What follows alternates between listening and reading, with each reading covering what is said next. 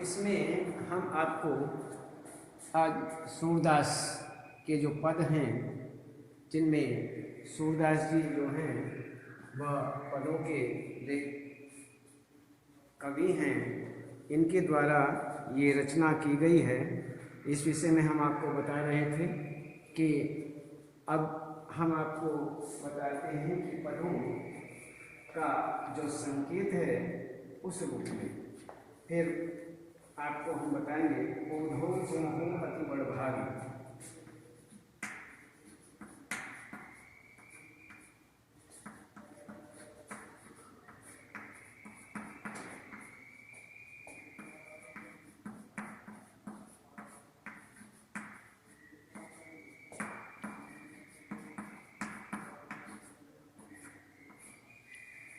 उधो तुम हो अति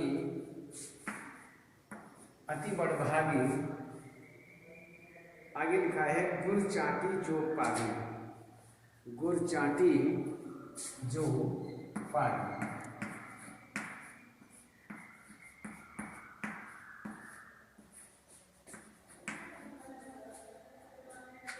गुर चाटी जो पागी।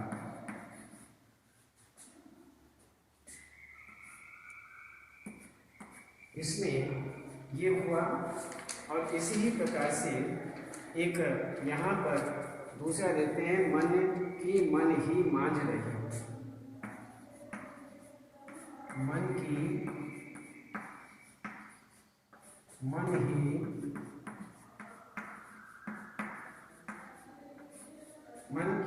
ही मांझ रही। ये हुआ। और इसमें मन की मन ही मांझ रही। और दूसरा इसमें कहते हैं मर जागा न रही।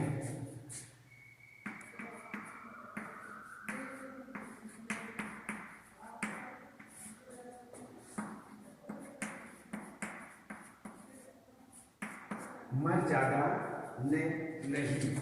तो ये हुआ हमारा दो। तीसरा है हमारे हरिहारी। हमारे हरिहारी। हारिल की लकड़ी।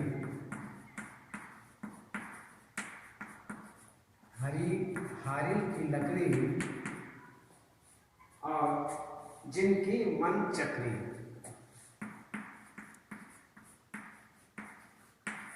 जिनके मन चक्री। ये हुआ तीसरा। इसमें एक और है हरि हैं राजनीति पढ़ी आए।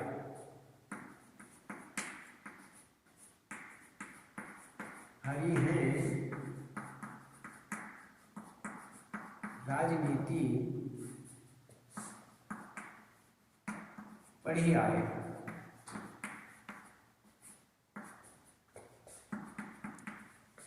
इसमें पढ़ी आए जो प्रजा न जाहि सताए। जो प्रजा न जाहि। प्रजा जाहि सताए।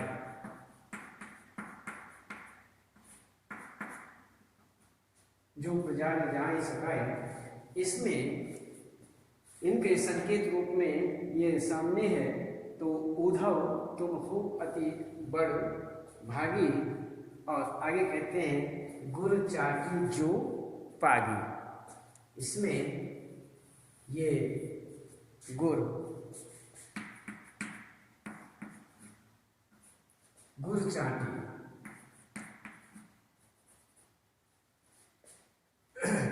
चाटी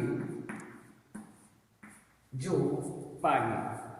तो यहाँ पर इस प्रकार से हमने देखा चाटी जो पागी। तो ये हुआ दूसरा मन की मन ही मांझ रही। मर्यादा ने नहीं। यहाँ तक हम आपको बता चुके हैं, ये दोनों आपको बता चुके हैं। अब हम लेते हैं हमारी हरिहारिल की लकड़ी, जिनके मन चक्र, ये हम देखते हैं और इसे अच्छी तरह से तो अब देखते हैं कि हमारी हरिहारिल की लकड़ी मन क्रम वचन नंद नंदन उर, यह दृढ़ करी पकड़ी जागत सोवत स्वप्न दिवस निशी, कहन कहन जकरे सुनत जोग लागत है ऐसो, जो करुणी ककरी सुतो व्याधि हमको ले आए, देख सुनी न करी, यह तो सूर तिनही लई सौंपऊं, जिनकी मन चकरी। तो हमारी हरिहारिल की लकड़ी, एक हारिल पक्षी होता है और यहाँ जो गोपियाँ हैं, गोपियाँ अपने को एक हारिल जो पक्षी है उसके समान बताती हैं, और हारिल पक्षी की लकड़ी के समान। एक हारिल पक्षी होता है, हरियल पक्षी होता है, वह जन्म से ही अर्थात उसी ही समय से जब वह संसार में आता है तो कुछ समय बाद उसी ही समय वो एक लकड़ी अपने पैर में दबाए रखता है, एक लकड़ी जो पैर में दबाए रखता है और वह हर समय उसको दबाए ही रखता है, वह जीवन में कभी छोड़ता नहीं है। इसीलिए यहाँ पर कहा है कि गोपियाँ कहती हैं कि हे उद्धव, हम भगवान कृष्ण से इस प्रकार से प्रेम करते हैं, हमने हारिल की लकड़ी के समान भगवान कृष्ण को जकड़ लिया है, पकड़ लिया है, इसलिए हम छोड़ने वाले नहीं हैं, जीवन पर्यंत तक हम छोड़ने वाले नहीं हैं और हमेशा उनको जकड़े रहेंगे। हारिल की जो हारिल पक्षी है उसकी लकड़ी के समान हम भी कृष्ण को जकड़े हुए हैं, पकड़े हुए हैं, इसलिए कभी भी उनको छोड़ना नहीं होगा, कभी नहीं छोड़ेंगे। तो वही यहाँ पर बताते हैं कि गोपियाँ उद्धव को संबोधित करती हुई कहती हैं कि श्री कृष्ण हमारे लिए हारिल पक्षी की लकड़ी के समान हैं, जिन्हें हम छोड़ नहीं सकते। हारिल पक्षी अपने पैरों में पकड़े हुए लकड़ी को किसी स्थिति में नहीं छोड़ता है, अर्थात हमेशा वो जकड़े रखता है, पकड़े रखता है और वह कभी भी उसको छोड़ता नहीं। तो यही कहते हैं, वैसे ही हम अपने श्री कृष्ण को छोड़ने में असमर्थ हैं। हम अपने प्रिय कृष्ण को मन, क्रम, वचन से अपने हृदय में बसाए हुए हैं। कहते हैं कि हमारी हरिहारिल की लकड़ी, हमारी हरिहारिल की लकड़ी मन, क्रम, वचन नंद नंदन उर, नंद नंदन उर, यह दृढ़ करी पकड़ी। अर्थात यहाँ पर मन से हम अपने प्रिय कृष्ण को अपने मन से प्रेम करते हैं, हम कर्म से भी प्रेम करते हैं और वचन से भी प्रेम करते हैं। अर्थात हम उन्हें मन से भी मानते हैं, कर्म से भी मानते हैं और हम वचन से भी मानते हैं। हमने उन्हें अपने मन से भी अपने अंदर बसाए हुए हैं, हमने कर्म के आधार पर भी उन्हें अपने अंदर बसाए हुए हैं और हमने वचनों के आधार पर भी उन्हें अपने अंदर समाये हुए हैं, उन्हें बसाए हुए हैं। तो इस प्रकार से हम उन्हें मन, क्रम और वचन तीनों स्थितियों में हम उन्हें प्रेम करते हैं, अपने हृदय में उन्हें बसाए हुए हैं। हम आगे कहते हैं कि आगत जागत सोवत स्वप्न दिवस निसी। कहते हैं जागते हुए, सोते हुए, स्वप्न में, दिवस निसी, दिन और रात, चाहे हमारी जागृत अवस्था हो या हमारी सुप्त अवस्था हो, हम जगे हुए हों या सोए हुए हों, या फिर हम सोते हुए स्वप्न देख रहे हों, दिन हो या फिर रात हो, हम हर स्थिति में, सोते हुए, जागते हुए, स्वप्न वाली स्थिति में, दिन रात, जैसी भी स्थिति है उसके अनुसार ही, जैसा समय है उसके अनुसार ही हम क्या करते हैं, कहन न जगरी, अर्थात हम हर प्रकार से श्री कृष्ण को ही रटते रहते हैं। हम सदैव श्री कृष्ण को ही रटते हैं, उनके सिवाय हमारा कोई नहीं है। हम उनसे प्रेम करते हैं, हर समय उन्हीं को रटते हैं। कहन न जकरी, हर प्रकार से हम उन्हें कन्हैया कन्हैया कह करके पुकारते रहते हैं, कृष्ण कृष्ण कह करके पुकारते रहते हैं कि सोते हुए, जागते हुए या अन्य स्वप्न की स्थिति हो या दिन हो या रात हो, हर स्थिति में हम उन्हें ही पुकारते हैं, उन्हें ही पुकारते रहते हैं। तो यहाँ पर आगे कहते हैं कि सुनत जोग लागत हैं ऐसो, सुनत जोग लागत हैं ऐसो जो करनी ककरी। लेकिन हे उद्धव, तुम्हारे द्वारा दिया गया योग संदेश, तुम्हारे द्वारा दिया हुआ जो योग संदेश है वो हमें किस प्रकार से लगता है? ऐसे लगता है जैसे कड़वी ककड़ी। अब कड़वी ककड़ी कौन पसंद करता है? कोई भी नहीं। यदि अचानक कड़वी ककड़ी हमारे सामने आ जाए तो हम सहज उसे फेंक देते हैं, हम खाते नहीं, हमें वो रुचिकर नहीं है, अच्छी नहीं लगती। कड़वी क्यों पसंद करेंगे? जब हमें मीठी मिल रही है तो मीठी के सामने कड़वी ककड़ी खाना पसंद नहीं किया जाता। इसीलिए हम ये जो आपका योग है इसको हम एक कड़वी ककड़ी के समान मानते हैं, इसलिए हम इसको क्यों ग्रहण करें? हम तो मीठी ककड़ी को पसंद करते हैं, उसे ही चाहते हैं, इसीलिए हम सुनत जोग लागत हैं ऐसो।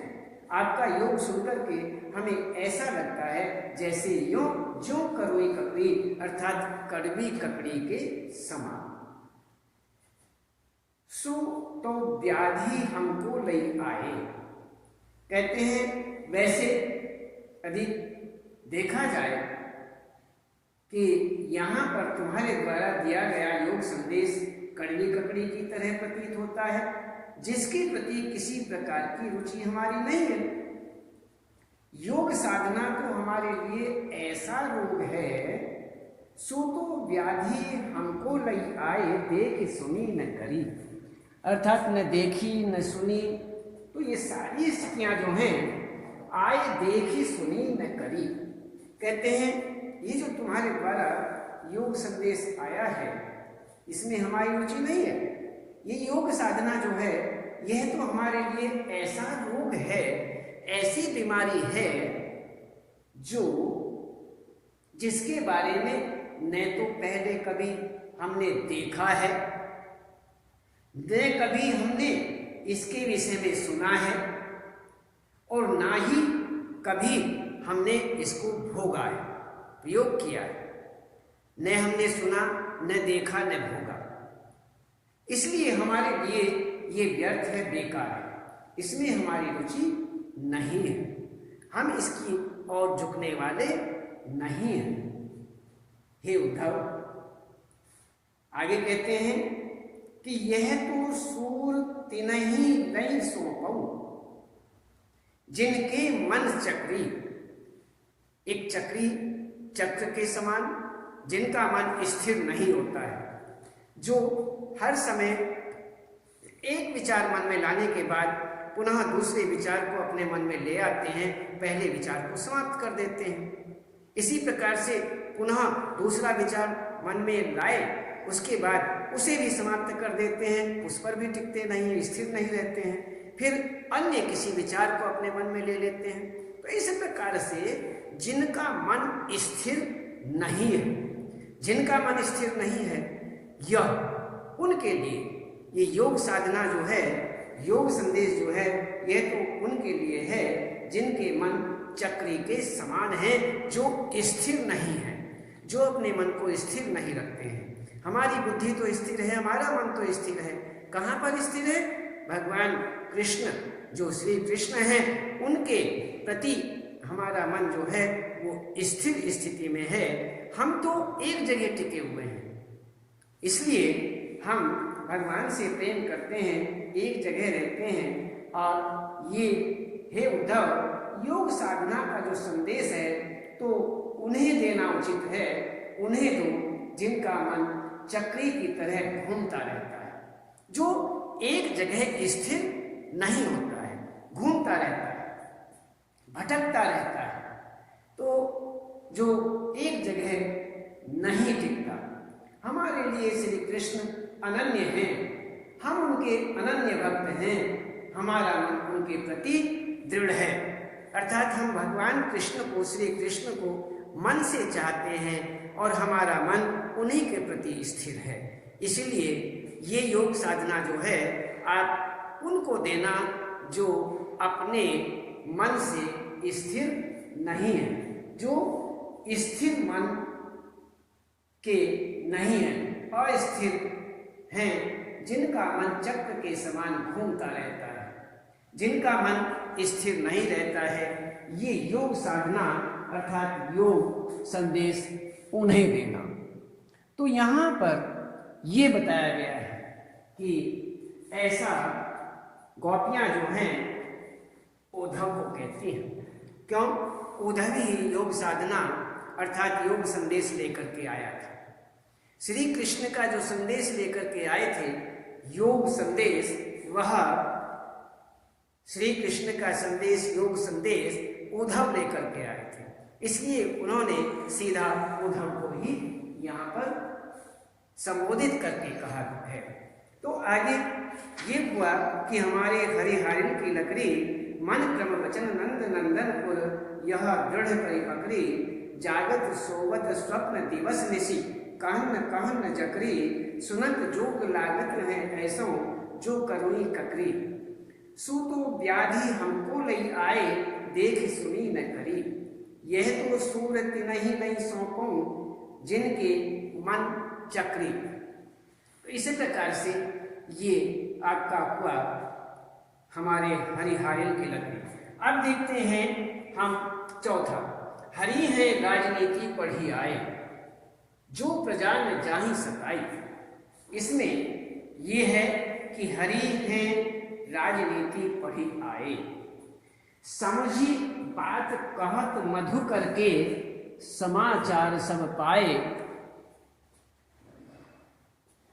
इक अति चतुर होते पहले ही, अब गुरु ग्रंथ पठाए, बड़ी बुद्धि जानी जो उनकी, जोग संदेश पठाए।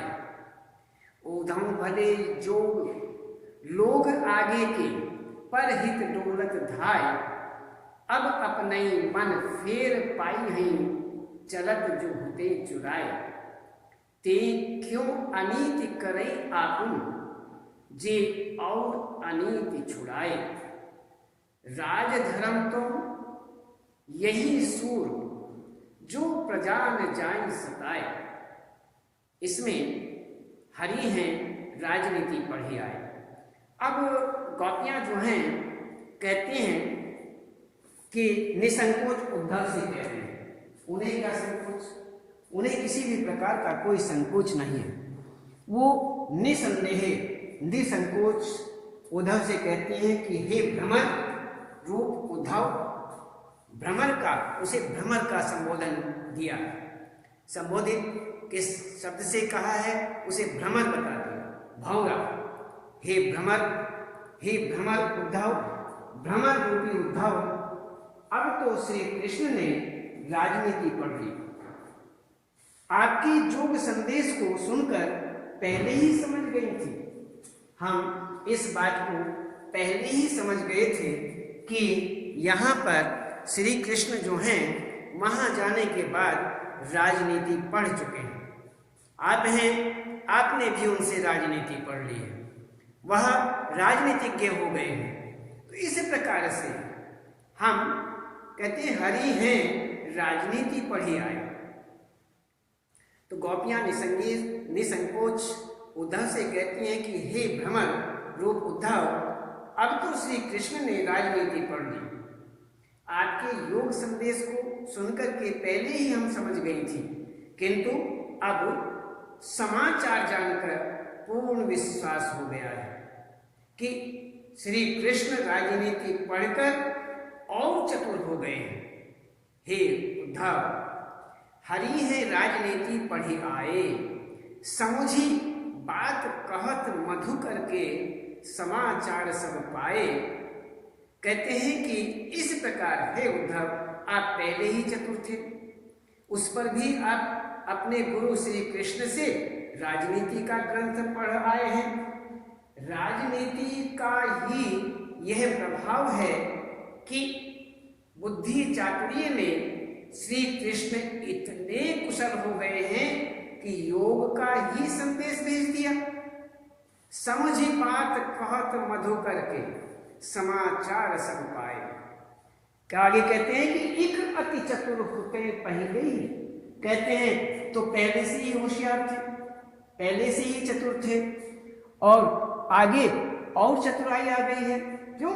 राजनीति पढ़ ली है, राजनीति का ग्रंथ जो है उसे पढ़ लिया है। इसीलिए हे उद्धव, आप पहले ही चतुर थे, उस पर भी आप अपने जो गुरु, आपके जो श्री कृष्ण गुरु हैं, उनसे राजनीति का ग्रंथ पढ़ा है।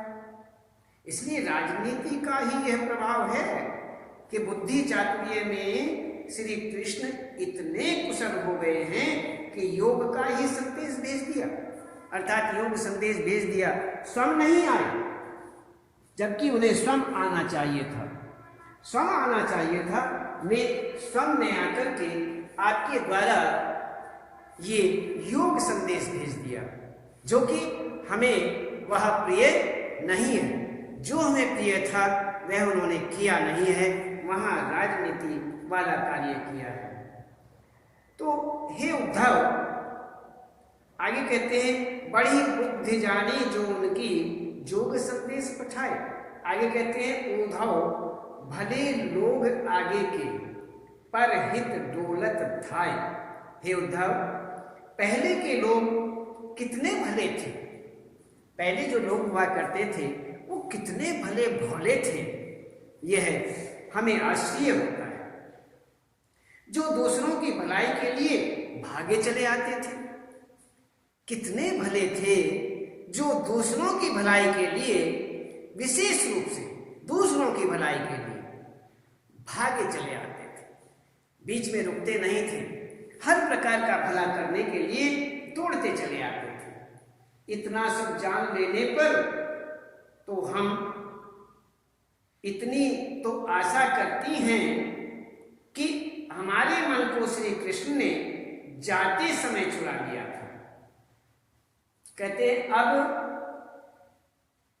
अपनई मन फेर पाई ही, चलत जो होते चुराए।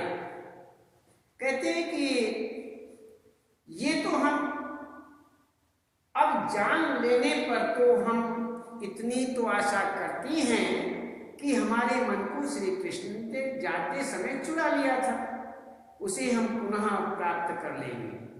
ये तो हम जान गए, हम उसे पुनः प्राप्त कर लेंगे।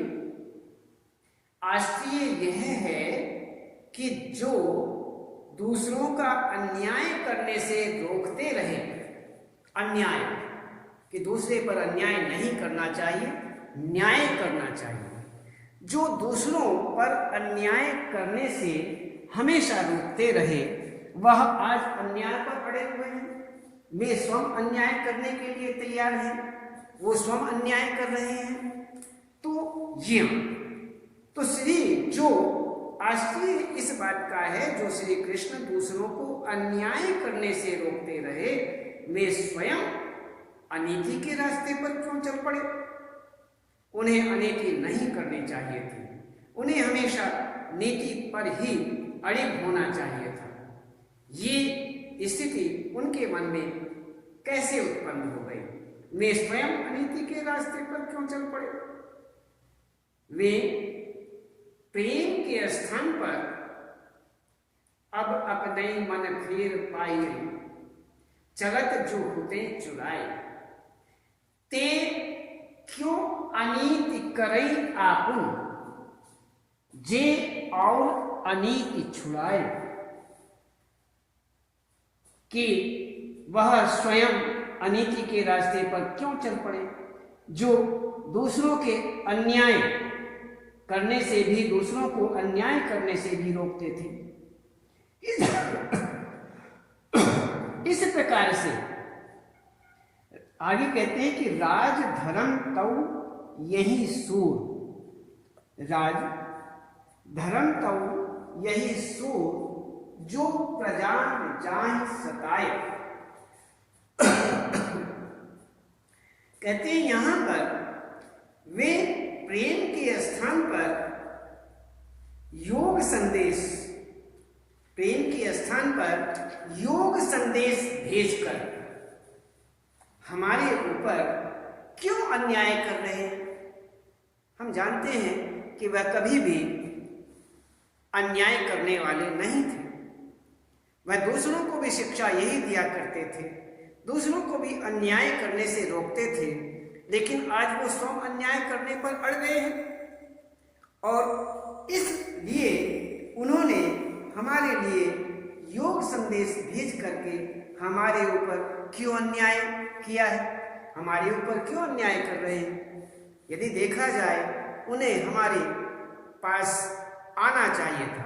यदि न्याय था, न्याय के आधार पर यदि वह कार्य करते, वो अन्याय न होते, न्याय करते, तो वह स्वयं अपने आप आते, वह स्वयं आते, अपने आप आते, वह आपको योग संदेश देकर के न भेजते। यहाँ पर यही कहते हैं कि उन्होंने हमारे साथ में अन्याय किया है, वह हमारे साथ में अन्याय कर रहे हैं। उनको राजधर्म भी नहीं भूलना चाहिए। राजधर्म कि राजधर्म क्या होता है? राजधर्म वह अन्यों को राजधर्म समझाते हैं, लेकिन वह आज अपने आप ही राजधर्म की परिभाषा भूल गए हैं, अर्थात उन्होंने राजधर्म को नहीं निभाया है।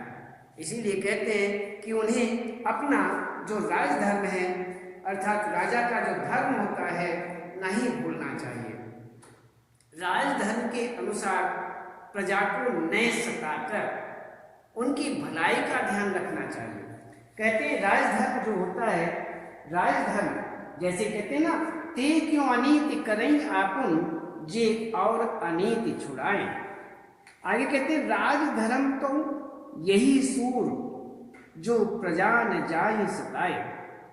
कहते हैं जो राजधर्म है, उस राजधर्म का ध्यान रखते हुए उन्हें उसको भूलना नहीं चाहिए, उस पर अनीति नहीं करनी चाहिए। राजधर्म के अनुसार, जो राजधर्म है उसके अनुसार प्रजा को सताना नहीं चाहिए। प्रजा को न सता करके उनकी भलाई का ध्यान रखा जाता है, उनकी भलाई का ध्यान रखना चाहिए। तो यहाँ पर यही कहते हैं कि राजधर्म जो है वह प्रजा को न सताना है, अर्थात प्रजा को नहीं सताना है। तो इस प्रकार से प्रजा की रक्षा के लिए राजधर्म होता है, न कि उन्हें दुखी करने के लिए, कष्ट देने के लिए होता है। इसीलिए हर प्रकार से हम इस बात को देखते हैं। तो यहाँ पर हमने आपको ये बताया कि इनका उद्धव तुम होवती बड़ भागी, गुर चाटी जो पागी, दूसरा मन की मन ही मांझ रही, मर ज्यादा न रही, ये आपको बताया। इसी प्रकार से हमारे हरिहरन की लकड़ी, जिनके मन चक्र, ये आपको बताया। और चौथा जो है हरि है राजनीति पढ़ी आए, जो प्रजा न जाहि सकाए। तो इस प्रकार से ये आपके 4 पद हुए सूरदास जी के द्वारा लिखे हुए। इनको हम अच्छी तरह से करेंगे और इसमें जो हमने बताया इनका पद के अंतर्गत सूरदास जी का अच्छी तरह से जीवन परिचय के अंतर्गत रचनाएं, काव्यगत विशेषताएं, जीवन परिचय, भाषा शैली आदि। पाठ का सारांश हमने आपको बताया उसको भी, और पद के अर्थ के अनुसार ये चारों पद जो हैं, इन चारों पदों को आप अच्छी तरह करेंगे। इनमें इनका भावार्थ आदि, अर्थ आदि अन्य, इसमें ये 4 पद हैं। चारों पदों को हमने आपको बता दिया है और उसके बाद इसमें प्रश्नोत्तर, और इसमें आगे फिर प्रश्नोत्तर बताएंगे। आज केवल इतना ही, फिर आगे।